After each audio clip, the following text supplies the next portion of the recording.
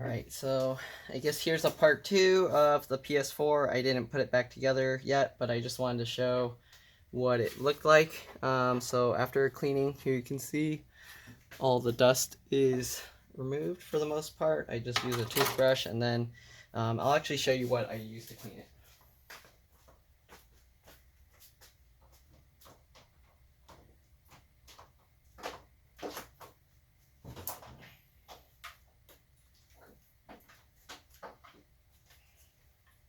So I got one of these. Normally they have, I was using a larger one that's designed for drying motorcycles, but I recently got this one that's actually designed for cleaning computers. It's not as powerful, but my other one, I used it so many years, it actually just died.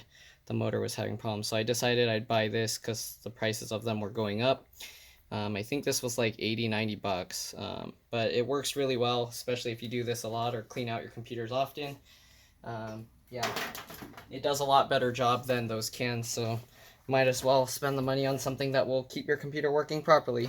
So yeah, cleaned it out. As you can see, the fans are so much better. I brushed the dust off this and then just lightly blew it off.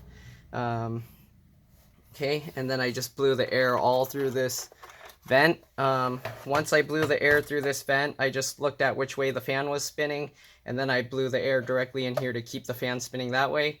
So that way the fan would basically create a suction force to pull it the other way, and it'll pull all the dust off of this, the heatsink. So normally inside the computer, I don't know if I still have that piece anymore. Yeah, I don't. But normally there's a heatsink with all these metal fins that are like this, and it's basically ends up acting like the dryer lint catcher thing in your laundry machine, and all the lint and dust just builds up there. So when you blow it the opposite way, it pulls all that lint back out.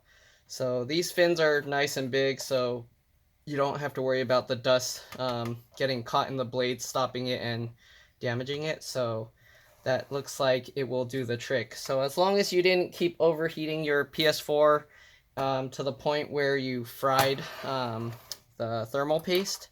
So if you did keep turning on your PS4 and overheating it, the thermal paste will eventually like dry up and turn like a hard plastic.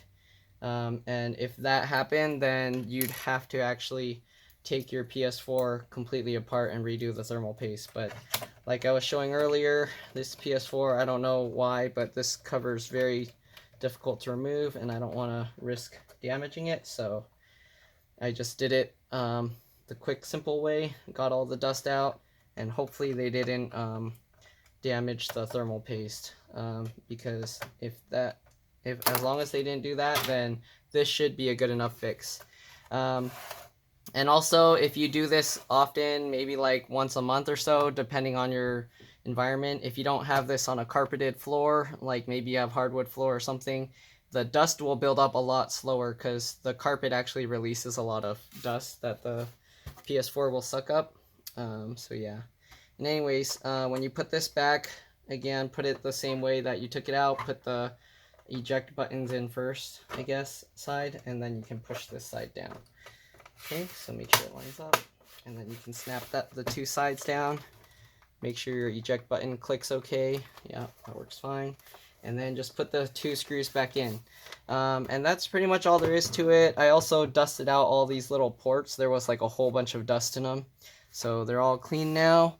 But yeah, that's pretty much all there is to it. I did also blow in through the other vents just to make sure, try and get out as much dust as I could.